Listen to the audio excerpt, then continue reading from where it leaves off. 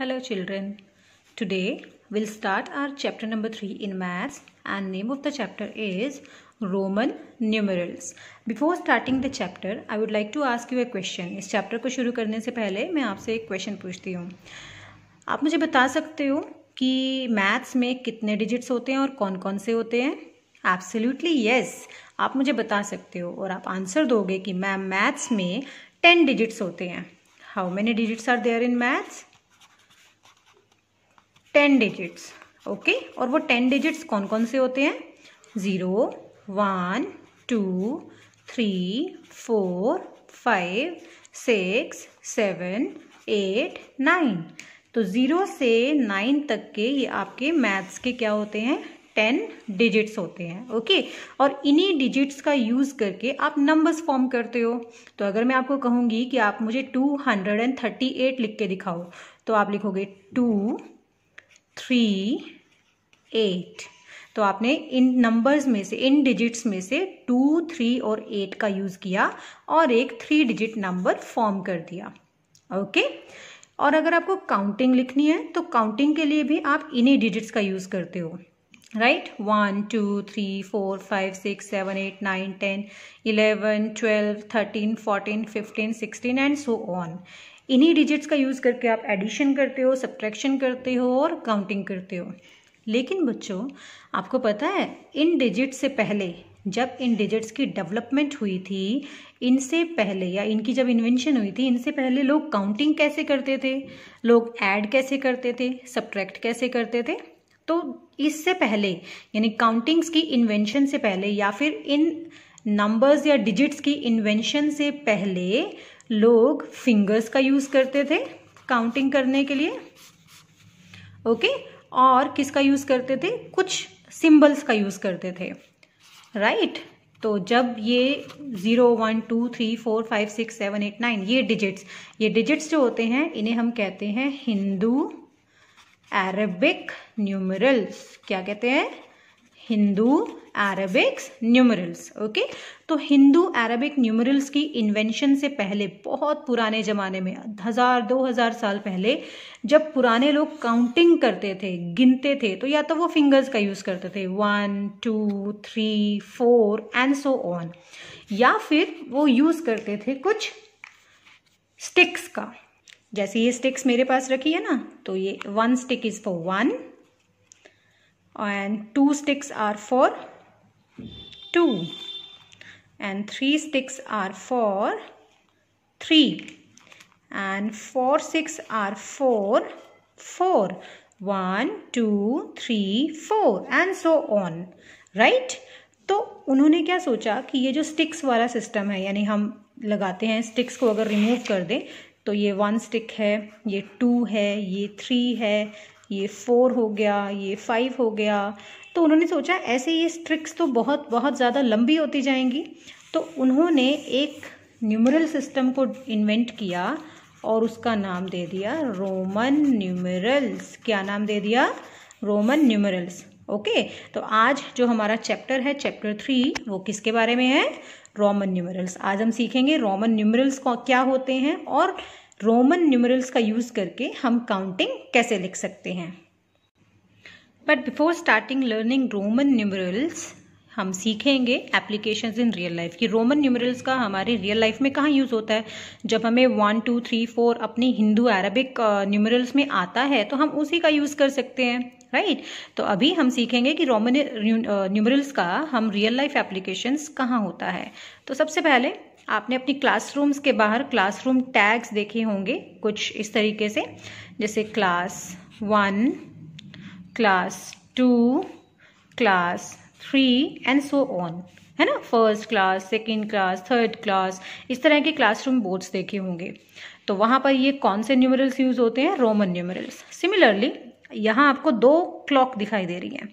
एक क्लॉक में Hindu Arabic numerals का यूज किया गया है और दूसरे क्लॉक में, यस यू आर राइट, दूसरे क्लॉक में यूज किया हुआ है कुछ इंग्लिश के लेटर्स का.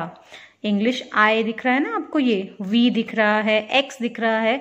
तो बेसिकली इस क्लॉक में कौन से न्यूमरल्स यूज हुए हैं? Roman numerals. ओके, और लेफ्ट साइड वाली क्लॉक में कौन से न्यूमरल यूज हुए हैं? Hindu Arabic numerals. ओके, तो हिंदू अरबिक न्यूमरल्स आप सभी को पता है कैसे यूज होते हैं। आज हम सीखेंगे how to write counting using Roman numerals. तो बच्चों आप यहाँ देख सकते हो मैंने कुछ डिजिट्स लिखे हैं हिंदू अरबिक में भी और रोमन न्यूमरल में भी। तो हिंदू अरबिक के 10 डिजिट्स का यूज़ करके जिस तरह आप सारे नंबर्स बनाते हो उसी तरह रोमन न्यूमरल्स के में कुछ लेटर्स होते हैं। Okay, I, V, X, L, C, D, M, इन्हीं लेटर्स का यूज़ करके रोमन नंबर्स लिखे जाते हैं। ओके, रोमन न्यूमरल्स में 1 2 3 4 5 6 7 लेटर्स होते हैं। How many letters? 7 लेटर्स। और वो कौन कौन से होते हैं? I, V, X, L, C, D, M। इन्हीं 7 लेटर्स का यूज़ करके आपको नंबर्स लिखने होते हैं। कैसे लिखने होते हैं? Let's start. लेकिन स्टार्ट करने से पहले क्या आपको पता है आई का मतलब क्या है, वी का मीनिंग क्या है, एक्स का मीनिंग क्या है? Let me tell you. I का मीनिंग होता है 1, वी का मतलब है 5, एक्स का मतलब है 10, L means 50, C means 100, D means 500, M means 1000। लेकिन आपकी 3rd क्लास में we will learn till 50 only. हम सिर्फ 4 लेटर्स को पढ़ेंगे, I, V, X और L। तो लिखें? Okay, let's start.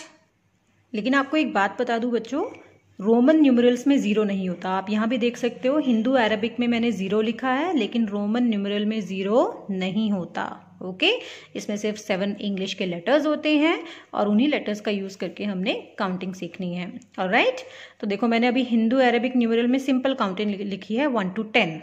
तो हम सीखेंगे 1। तो पहले तो आप चेक करो कि इस रोमन न्यूमरल की जो टेबल है उसमें 1 का कोई लेटर है? Yes, I। तो हम इसे लिख देंगे I। ओके, अब 2 कैसे लिखेंगे? अगर मैं लिखूंगी I और एक और I तो 1 और 1 क्या बन गया? 2। ओके, अब 3 कैसे लिखेंगे? 1 2 3 तो ये बन गया 3। अब 4 कैसे लिखोगे ये आपको बाद में बताऊंगी। ओके, 5 कैसे लिखोगे? तो फाइंड आउट करो। 5 कैसे लिखा हुआ है? V, तो हमने 5 को V लिख दिया। Alright, fine. अब 6 कैसे लिखोगे? देखो 6 का सिंपल मतलब होता है 5 + 1, है ना। तो 5 कैसे लिखते हैं? V, और 1 कैसे लिखते हैं? I। तो ये हमारा हो गया 6। ओके, 7 कैसे लिखेंगे? 7 मीन्स 5 + 1 + 1, तो 5 लिखते हैं V, 1 कैसे लिखते हैं? I, और एक और 1 लिख देंगे तो 5 6 7। बेसिकली जो रोमन न्यूमरल्स होते हैं ये एडिशन पे वर्क करते हैं। जैसे आपने देखा ना 1 सिंगल है तो मैंने सिंगल I लिख दिया, 2 मतलब 1 + 1, 3 मीन्स 1 + 1 + 1, 6 मीन्स 5 + 1, 7 मीन्स 5 + 1 + 1। 8 कैसे लिखोगे? 5 1 1 1, 5 + 1 6 + 1 7 + 1 8। 9 कैसे लिखोगे ये बाद में बताऊंगी। 10 कैसे लिखोगे? तो सबसे पहले टेबल में चेक करो 10 का लेटर कौन सा है? X, तो हमने इसे क्या कर दिया 10। तो आपको 1 to 10 काउंटिंग समझ आ गई। ओके, तो अब सीखते हैं हम कि 4 और 9 को कैसे लिखेंगे। तो देखो 4 को आप कहोगे कि मैम जैसे 3 लिखा है 1 1 1 करके एक और लिख दो, but this is the wrong method. इसको ऐसे नहीं लिखते हैं क्योंकि ये बहुत लंबा हो जाएगा। तो हम क्या करेंगे 4 और 9 को लिखने के लिए सब्ट्रैक्ट कर देंगे। जैसे आप चेक करो कि 4 जो है वो इनमें से कौन से लेटर के बीच में आएगा? 5 और 10 के बीच में आएगा, है ना। और किसके 1 और 5 के बीच में आएगा, और किसके सबसे ज़्यादा क्लोजर है? 5 के। तो हमने लिख दिया यहाँ पे V। अब अगर आप 5 में से 1 माइनस कर दोगे तो क्या आएगा 4। तो जब आप 5 के लेफ्ट साइड में 1 लिखते हो, आई लिखते हो, तो वो माइनस हो जाता है। ओके, तो ये बन गया आपका 4। और 9 का कैसे करोगे आप बताइए? 9 कौन से सीरीज के बीच में आता है? 5 और 10 के बीच में। और सबसे क्लोजर नंबर कौन सा है? 10। और 10 को रोमन न्यूमरल्स में कैसे लिखते हैं? x। तो मैंने लिखा x। अब 10 में से अगर 1 माइनस कर देंगे तो क्या आ जाएगा? 9। तो हम x के लेफ्ट साइड में i लिख देंगे, तो ये आपका बन गया 9। ओके चिल्ड्रन, रोमन न्यूमरल्स के कुछ रूल्स होते हैं। जब आपको रोमन लेटर्स यानी रोमन न्यूमरल्स का यूज़ करके कुछ नंबर्स बनाने हैं तो आपको कुछ रूल्स फॉलो करने होते हैं।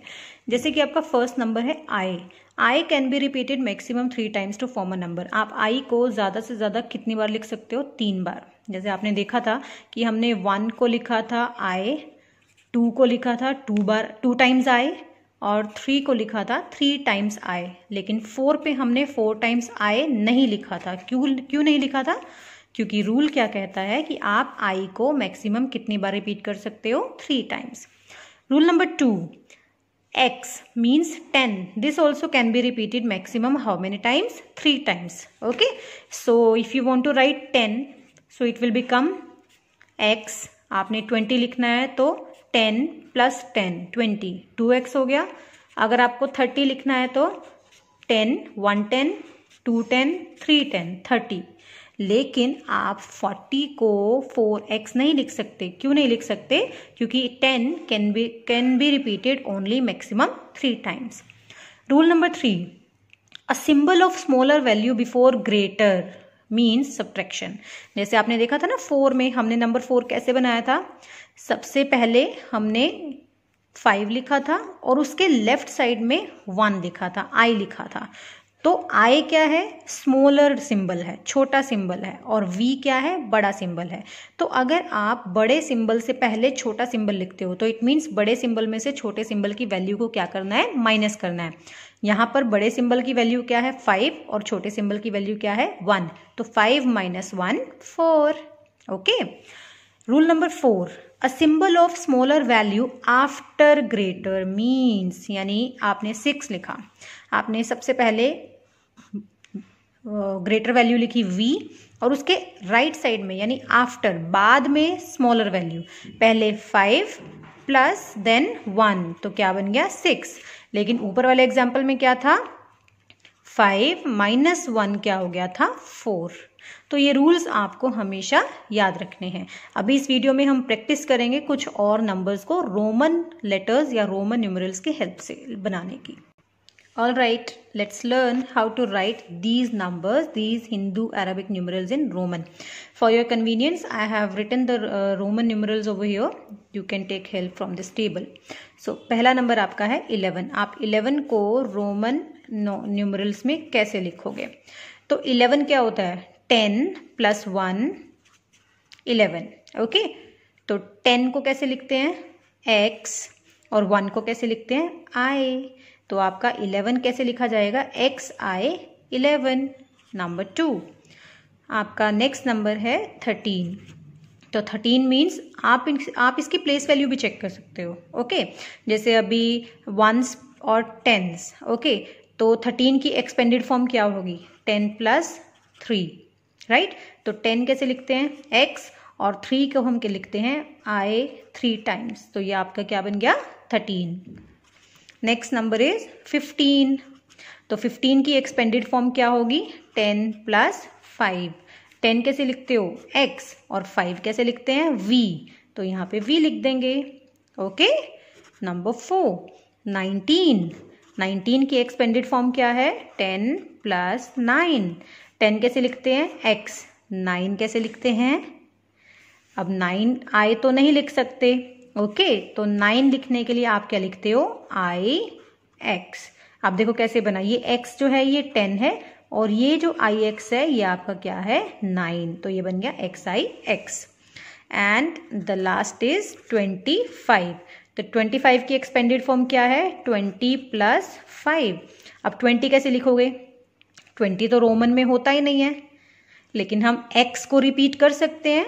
तो 1x एंड 2x, ये क्या बन गए 20, 10 + 10 20, और 5 कैसे लिखते हैं v, तो ये आपका बन गया 25। आपको बीच में ये लिखने की ज़रूरत नहीं है, ये सिर्फ मैंने आपको समझाने के लिए लिखा है कि आपको अगर एक नंबर, हिंदू अरेबिक नंबर को रोमन न्यूमरल में फॉर्म करना है तो कैसे करोगे। Okay, let's have one more example. This is 38, so you need to write 38 in Roman numeral form. So first of all, break this 38 in expanded form. 30 plus 8, right? So what is the expanded form of 38? 30 plus 8. Now 30, as we know that there is no letter for 30 in Roman numeral. हमें पता है कि 30 के लिए Roman numerals में कोई letter नहीं है, लेकिन 30 का मतलब क्या होता है 3 times 10, 3 times 10। तो अगर 10 यानी x को हम 3 टाइम्स लिख देंगे तो क्या बन जाएगा 30, और 8 कैसे लिखते हैं 5 6 7 8। Okay, so now it's your time to practice. Today we have learned what actually the Roman numerals are and where they have been used in our real life as well, and what are the rules to be followed while writing Roman numerals. Now it's your time to practice. Good luck.